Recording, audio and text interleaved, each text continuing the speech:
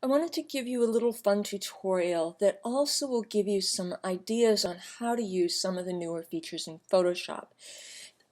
It's not that I want to give you this in order to have you replicate this in doing a whole bunch of these kind of images. If you want to, that's fine. I have seen them on Facebook, I've seen them on Instagram, so it may be something that gives you a little happiness to make this. That's great. But first of all and foremost, I want to give you the techniques involved in making this so you can use those pieces here and there. You don't have to put it all together, but just to give you the pieces. Let me show you where we're going. So you may have seen this. It's kind of turning a face into more of a cartoon kind of character. So if I go right here, that's where we're going. So from the girl on the left to this. The idea obviously is not to make it look like the same person, but to turn her into more of a cartoon. So first thing we've got to do is get the little girl on the right and delete her. And by the way, yes, I do have model releases for both girls.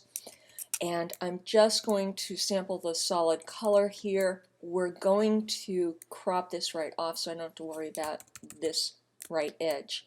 I'm going to come close to the hair and then be a little bit more careful when I make the brush smaller when I get really close to her. Okay, and there's a little bit of a shoulder there, and I can choose to leave that or not. If I'm going to leave it, I want the brush even smaller so that I actually have like a semi-good edge there. Okay. The smaller your brush, even with a soft edge brush, it's going to look more like a natural edge. Okay, now I can come in here and crop this. I may want to come in here and just extend this a bit, just to give her a little more height. I may not, but why not? While I'm here, we'll do that. Okay, so there's our first step. I'm going to copy that background, and I'm going to make this a smart object. So layer, smart objects, convert to smart object. This allows you to do some non-destructive editing. Obviously, I've got this saved with both girls. This case, I want to come in here and use smart filters, but it's also non-destructive editing. Oh, wait, just back up one moment. Before I do that, I just want to come in here with the healing brush, the spot healing brush, and touch up a few of these little spots in here so we have a nice smooth forehead.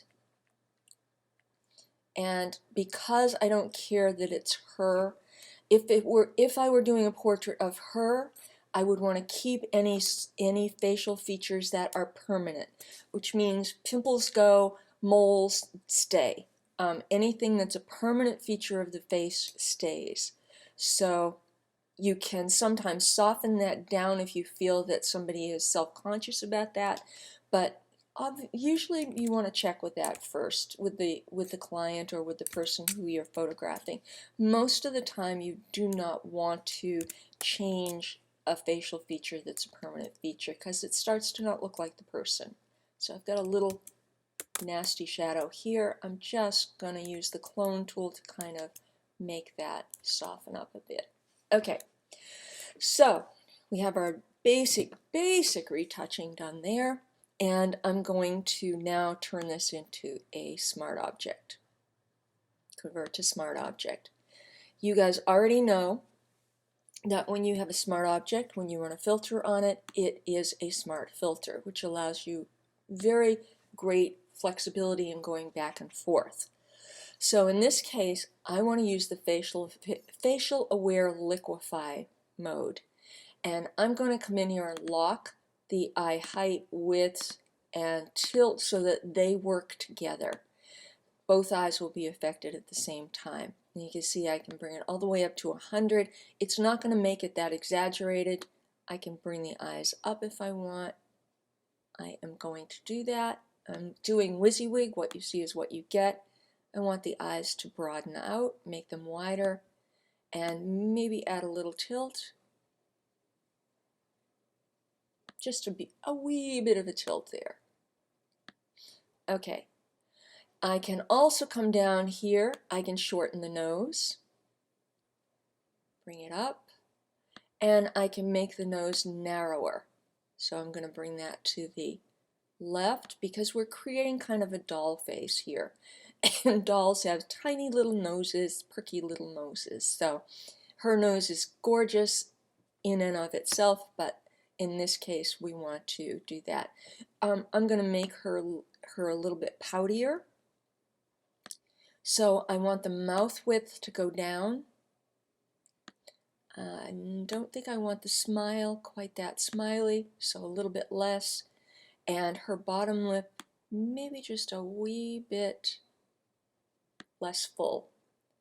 Mouth height seems fine to me. I'm going to go down just a little bit to the face shape and see if I want to drop the forehead down just a bit, chin height up a bit, jawline in a bit, and face width is down.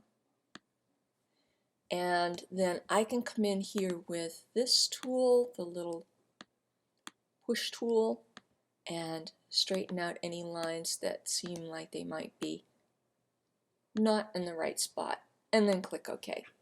So there's our first step.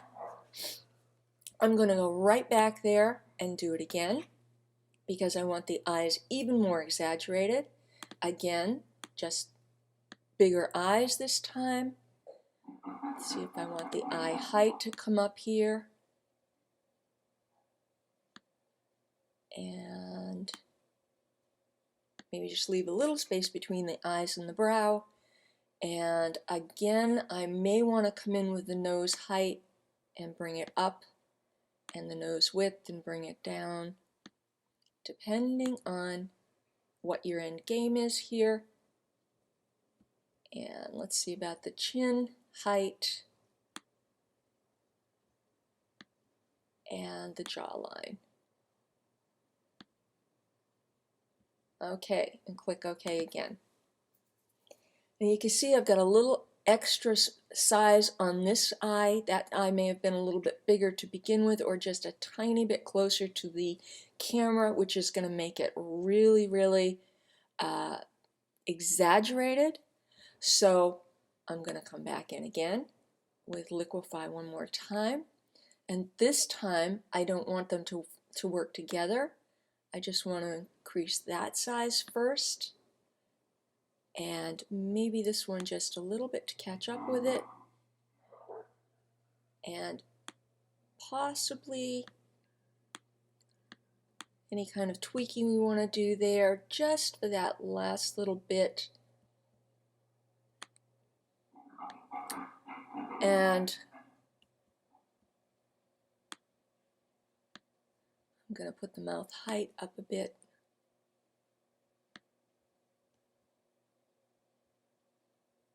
And click OK. Okay, so there we have kind of what we want in this position.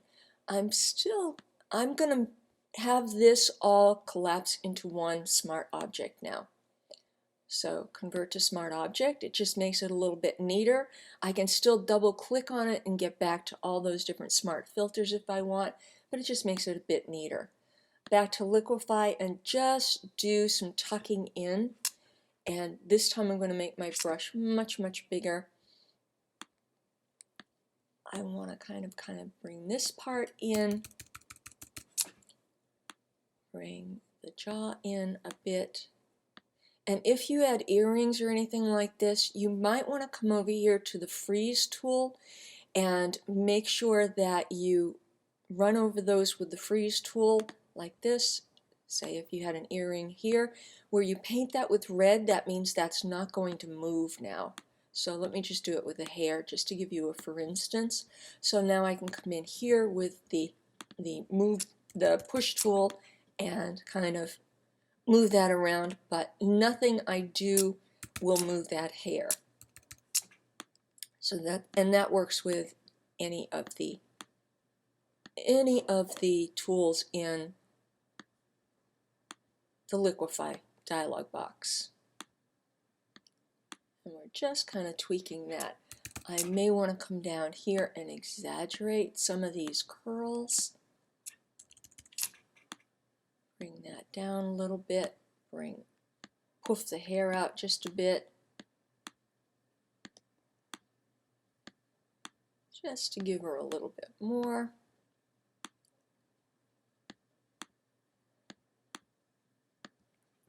There. Okay, and click OK. So that is where we started. This is where we've come so far. And that's pretty close to what I wanted to do there as far as reshaping the face. So the first thing we want to do is do the shaping. Then we're going to come in and do the all the retouching and stuff. So I'm going to copy and paste all these together, merge all the layers together on top. Oops, I did it twice. So I am working on a rasterized layer at this point. Just makes it a little easier. I've still got this one, my smart object, in case I want to go back and do anything else with that. But this just makes it a little easier. Next, I'm going to come in here with the Stylize and Oil Paint filter. And we talked about this a couple of weeks ago. The Oil Paint filter is a really cool filter for giving you a start to a kind of painted look. And since this is going to look quite a bit like an illustration or a cartoon, it's a great feature to use. So I'm going to come in here and up the stylization because I want this to really affect the hair. I want this to really have a nice, good effect. I don't want the lighting on because that makes it all bumpy and I don't really want that. I can bring up the scale if I want to increase that, and I can bring down the bristle detail because I don't want a whole lot of detail. I'm doing it primarily for the hair in here and to soften the skin. So let me come in here, and as I see the preview, maybe I want to bring the stylization down, bristle down, scale up, and I'm starting to see fairly soft skin there. Yep, bring that down.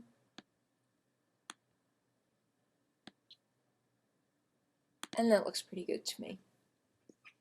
Just gives the hair a little softer sense and a little more of kind of a painted or illustrative look. And see, there's the before, the after.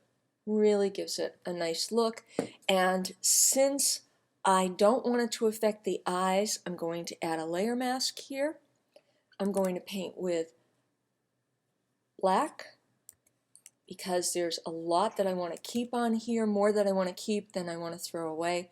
And the eyes are where I definitely do not want this to have an effect, because if you zoom into the eyes, see what it's doing to the lashes and all that. The eyebrows, however, I'm kind of liking the effect on the eyebrows. So I'm kind of come in here and do that. Okay. Now, I'm going to, again, copy and merge the entire file up there, and I'm going to come in with a mixer brush this time and use a soft brush. Here I'm at 10%, just 10%. The load's at 65, the mix is at 49. Those aren't quite as important as the wet setting, and I'm just going to smooth out a few spots here. This gives you a really nice ability to come into very specific areas and smooth them out. You can use a very large brush if you want and smooth them out. I kind of like the little crease right there by her mouth, but that's totally, when you have your own file, you can choose what to keep and what not to keep. But this gives you really, really nice options as far as what you smooth out on the skin and what you don't. The oil paint filter did a really nice job of starting that. This does a really nice job of doing finishing touches. Here we go. And again up here, I want to make the brush really big and get rid of that kind of stripy detail up there in the forehead.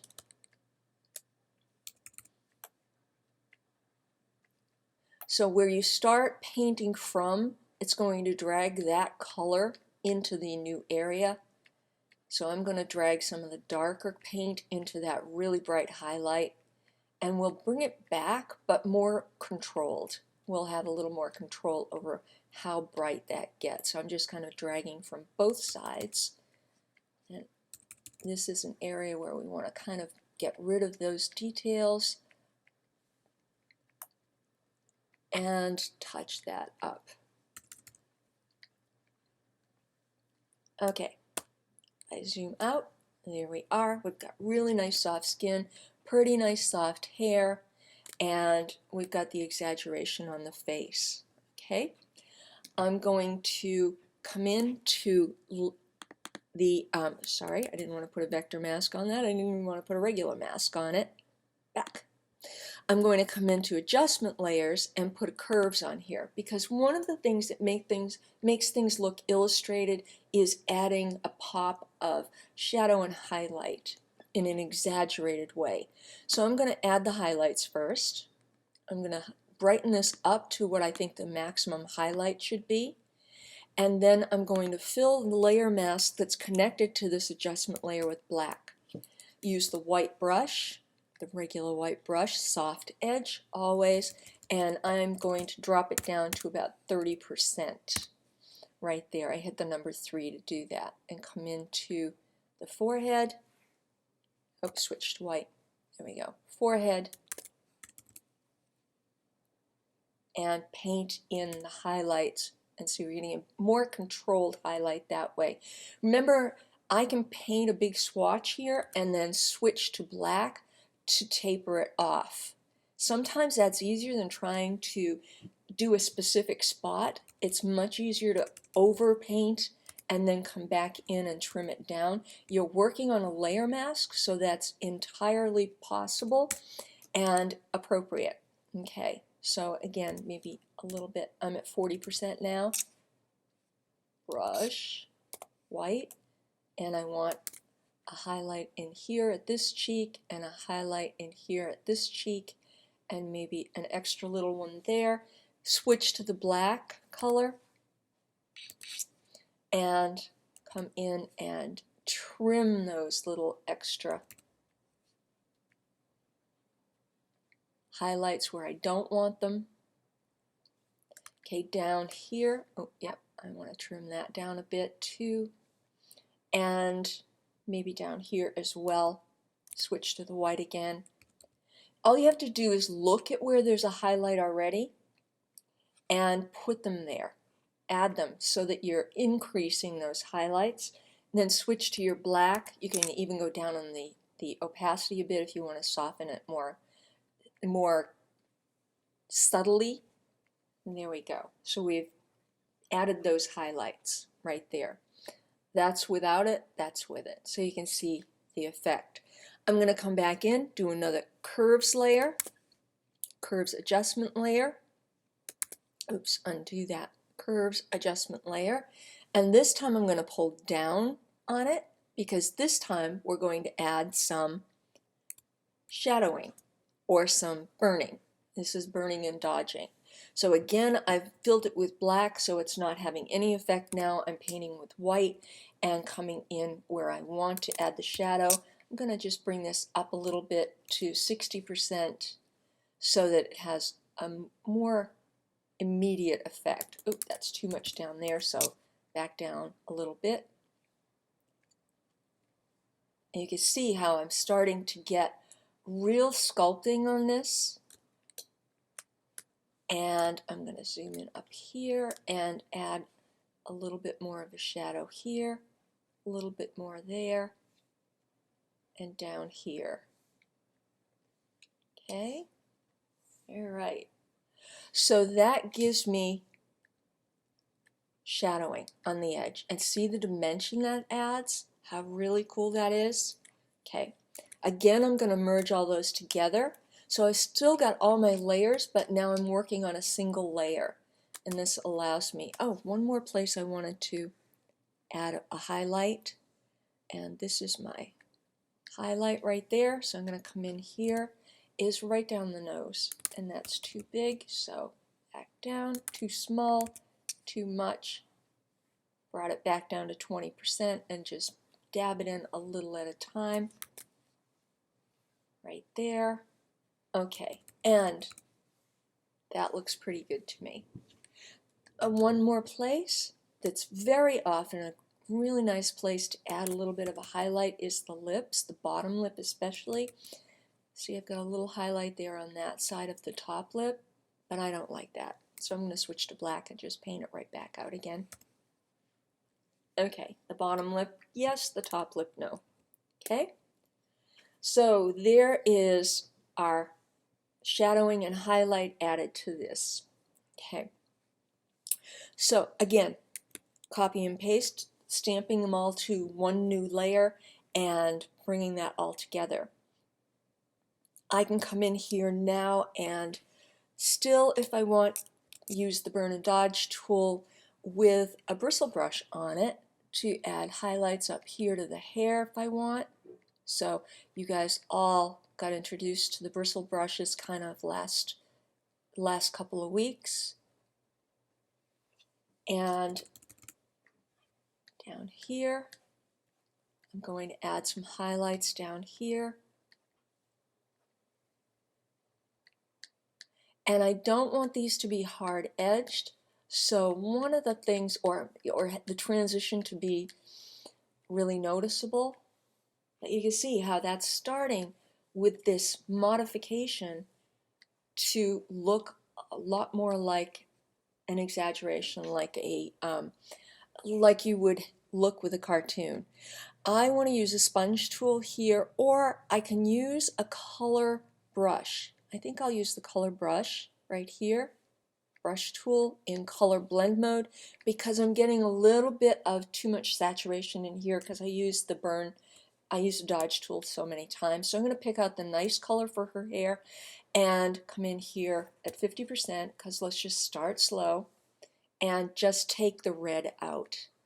It's going to bring back her regular color and I don't have to worry about that. Okay, awesome. Looks good. Now, I can also come in here with the mixer brush, bristle brush, and I can blend the hair. I'm not going to spend a lot of time on that. I'm going to do that over here too. And I'm going to nip off that shoulder basically because it's not really doing us a whole lot of good, but just by covering it with hair there. Over here I'm going to blend that, going back and forth.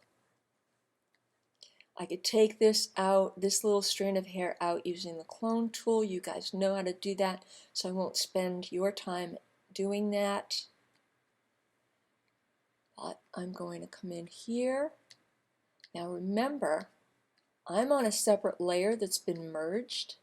So if I go out of the lines here, it's not a big deal because I can use my eraser tool, come in here, and just erase this layer to see the layers below. Those are the layers I merged to get here. So there we go. That is where we are at this point. I'm going to copy merged again so that I don't have any areas that are transparent here. And I just want to do one more thing with the eyes. We're just going to do some little retouches on the eyes. So I'm going to use the spot healing brush to get rid of the lines. Everybody has little red lines in their eyes. I think this girl was 12, 11, very young. Even she does. We all do. But if you're trying to do something that's an illustrative look, you wouldn't see that. So that's why I'm taking them out. I can come in here with the burn and dodge tool, and I just want to use a simple little soft edge brush and kind of bring out little light stripes to make it just a little too much there.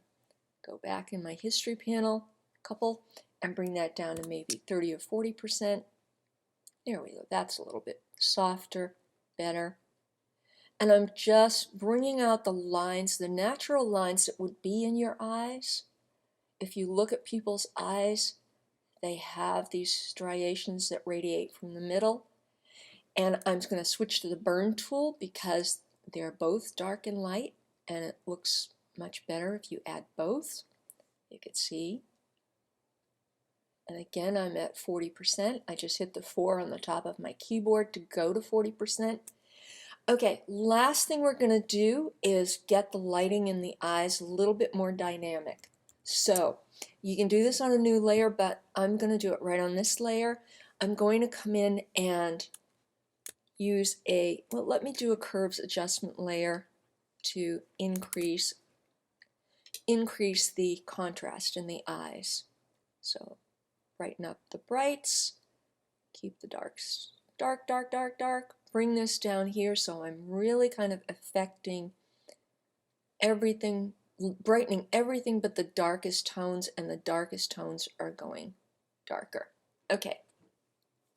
I don't want that to affect everything, so what I'm going to do again is come in here and fill it with black. Option delete on the PC, on the Macintosh, Alt backspace on the PC, switch to my brush tool, soft edge brush, white, and come in here, and I'm going to start painting at 30% because I don't want this to come in full force. There we go. And see how that really gives it a nice little pop down there. And I could come in at 100% if I wanted to go over this side and add just a little bit of extra pop.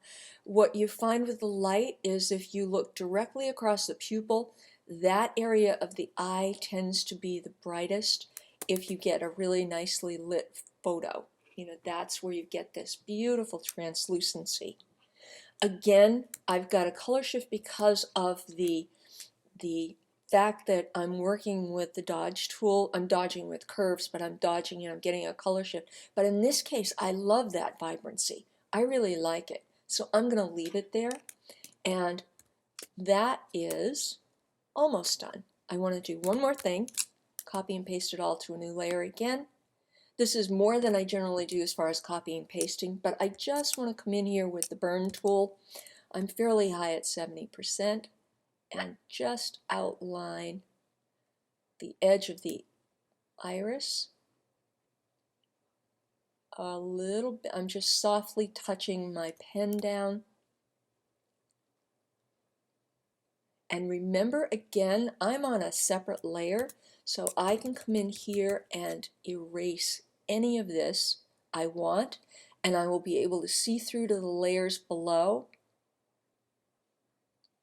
and that gives me a really dramatic eye that goes really nicely with this kind of cartoon effect.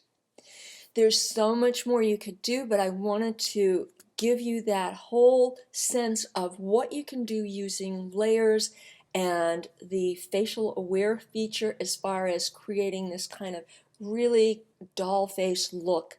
And in case you see it, now you know how it's done.